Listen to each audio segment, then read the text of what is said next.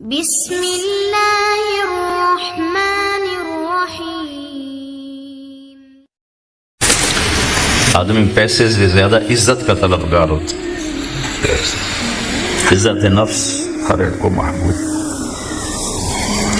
ایک آپ اپنے گھر کا واقعہ سمجھ، جب یہ ٹریکٹر کا دور نہیں تھا، 59 میں ہمارے والد صاحب سب سے پہلے ٹریکٹر لے کر آئے تھے اس پورے ہمارے علاقے میں۔ اس سے پہلے بیل ہوتے تھے۔ عزت نفس پہ یاد ہے کہ عزت نفس مال سے بھی زیادہ محبوب ہوتی۔ ایک ہمارے بیل نے چارہ کھانا چھوڑ دیا، ٹھیک ٹھاک بیل۔ تو ہمارے والد صاحب نے ڈاکٹر بلوایا، اس نے وہ ٹیکا ویکا لگایا، لیکن اسے پھر بھی نہیں کھایا۔ تو ایک ہماری برادری کا دیسی حکیم تھا، اس کے پاس اس زمانے میں راستے ہوتے نہیں تھے، تو والد صاحب نے گھوڑے پر نوکر کو بھیجا جو اس کو اٹھا کے لایا۔ اس نے بیل کو دیکھا، کہنے لگا میاں صاحب اس کو پٹھے کون ڈالتا ہے؟ چارہ۔ کہا جی یہ ہے ہمارا کسائی، دتو کسائی، اللہ دیتا نام تھا دتو کہتے تھے، دتو کسائی۔ اس کو بیل کے آگے بٹھایا اور جوتا اتارا اور 5 سال جوتے اس کے سر میں مارے۔ پھر کہنے لگا اب چارہ ڈالو۔ جب چارہ ڈالا تو وہ بیل کھانے لگا۔ یہ میرے گھر کا واقعہ، کوئی سنا ہے؟ تو میرے والد صاحب حیران ہو کر کہنے لگے ایک ہی بار۔ کہا جی میں نے اس کو چیک کر لیا تھا، اس کو کچھ نہیں تھا، یہ آپ کے نوکر نے اس کو کہیں کوئی ڈنڈا سوٹا مارا ہے۔ تو وہ غصہ کر گیا تھا کہ میں اس سے کیسے بدلا دوں، تو اس نے غصے میں کھانا چھوڑ دیا کہ میری عزت کو اس نے خراب کیا۔ اب اس کی آنکھوں کے سامنے 2-4 جوتے میں نے مارے تو وہ خوش ہو گیا، بالکل کھائے۔ عزت کی طلب کوئی ناجائز نہیں ہے، یہ انسانی ضرورت۔ مال کی طلب ناجائز نہیں ہے، انسانی ضرورت۔ اس کے حدود ہیں، اس کے اندر تو ضرورت ہے، اس کے باہر پھر کہیں تکبر بن جاتا ہے، کہیں ظلم بن جاتا ہے، کہیں زیادتی ہے۔ حدود کے اندر تو ایک حدیث سنا دیتا ہوں، اس مسلمان کو عزت دینا کتنا ضروری ہے۔ میرے نبی نے فرمایا 1 روپیہ سود کھانا 36 دفعہ زنا کرنے کے برابر۔ 1 روپیہ یعنی 1 پاؤنڈ سود کھانا 36 دفعہ زنا کرنے کے برابر ہے۔ اس کے بعد آپ نے فرمایا اور تمہیں بتاؤں سب سے بڑا سود کیا ہے؟ جب 1 پاؤنڈ کا سود 36 دفعہ زنا کے برابر ہے تو آپ نے فرمایا تمہیں بتاؤں سب سے بڑا سود کیا ہے؟ الاستطالۃ فی عرض المسلم، مسلمان کو بعزت کرنا سب سے بڑا سود۔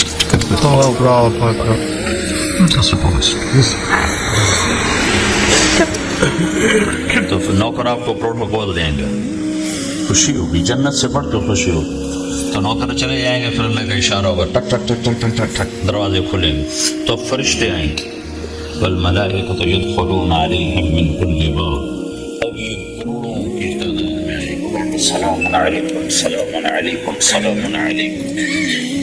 چاروں طرف سے جب سلام ٹھوکیں گے تو پرانی مخلوق ہمیں سلام کیوں کر رہے؟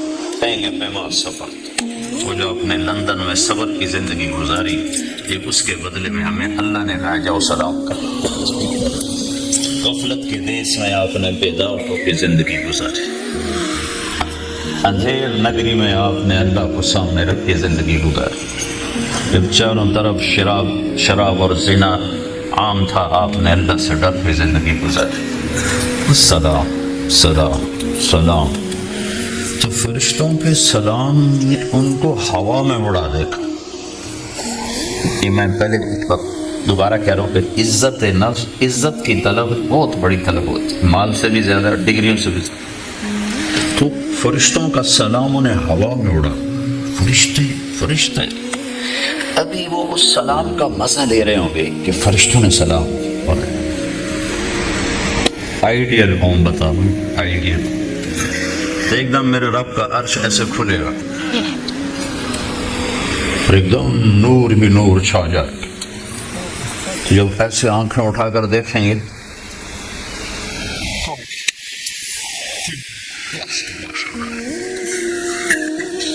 سامنے ہو اور اللہ کہے گا سلام قولا من رب الرحیم، اب تمہارا رب بھی تمہیں سلام پیش کرتا اور پروٹوکول کی آخری حد تمہارا رب تمہیں سلام پیش کرتا، سلامان قولا من رب رحیم۔ اے میرے بندو، اے میری بندیو، جنہوں نے دنیا میں مجھ سے ڈر کے زندگی گزاری، میں تمہارا رب تمہیں سلام پیش کرتا کرتا ہوں۔ پھر میرے نبی نے فرمایا اللہ ہر ایک کا نام لے کر حال پوچھے گا، ہر مرد عورت کا نام لے گا، نام لے کر گئے کیا حال ہے، ٹھیک ہے، کوئی تکلیف تو نہیں، کوئی حاجت تو نہیں، کوئی پریشانی تو نہیں۔ تو جب یہ اللہ کو دیکھیں گے کہیں گے اللہ ہم تو تیری عبادت ہی نہ کر سکتے، ہم تو پتہ ہی نہیں تھا تو ایسے حسن و جمال والے ہیں، کیا یہ ہو سکتا ہے کہ ہم تو یہ ایک سجدہ کریں جیسے لندن میں کرتے تھے؟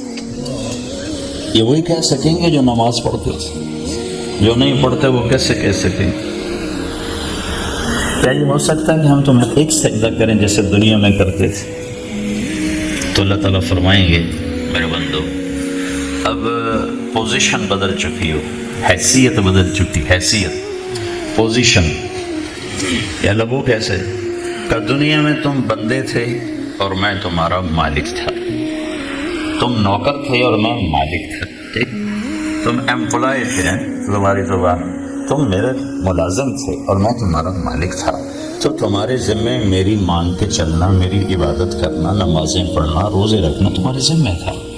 اب جنت میں آ کے حیثیت بدل گئی ہے، اب تم مہمان ہو اور میں تمہارا میزبان۔ کیا ہوسٹ کہتے ہیں میزبان کو؟